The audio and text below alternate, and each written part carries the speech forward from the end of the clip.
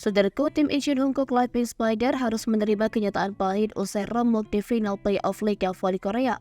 Final playoff Liga Voli Korea 2023-2024 harus berakhir menyedihkan bagi Pink Spider yang sudah susah payah melenggang ke laga puncak ini.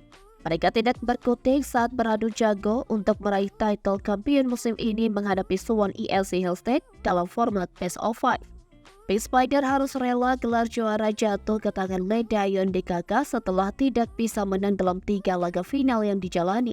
Dari ketiga laga tersebut, tim yang diperkuat penyerang legendaris Korea Selatan itu kalah dalam 3 laga tersebut dengan skor tipis 2-3. Pink Spider harus rela gelar juara jatuh ke tangan Lee Daeyeon DKK setelah tidak bisa menang dalam 3 laga final yang dijalani. Dari ketiga laga tersebut, tim yang diperkuat penyerang legendaris Korea Selatan itu kalah dalam 3 laga dengan skor tipis 2-3.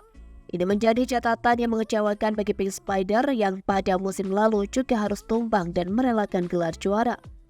Pada musim lalu, tim yang dilatih oleh Marcelo Abudaza tersebut gagal juara usai kalah dari Gimcheon Korea Expressway High Pass. Gagal menorehkan prestasi yang lebih baik tentu membuat Abudaza sebagai juru taktik masih penasaran dan mencari penyebabnya.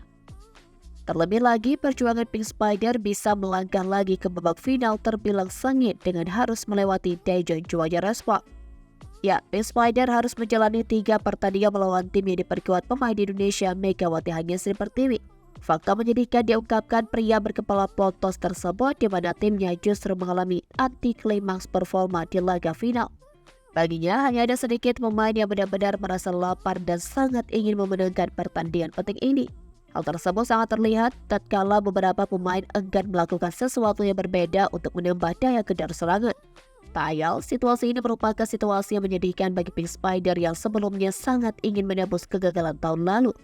Abudaza mengaku bahwa performa timnya di laga final playoff ini digendong oleh 2 pemain, yakni Kim Yong-gung dan Kim Soo-ji. Keduanya disebut telah tampil bagus dengan menunjukkan performa terbaik mereka selama menghadapi ELC Hillstate.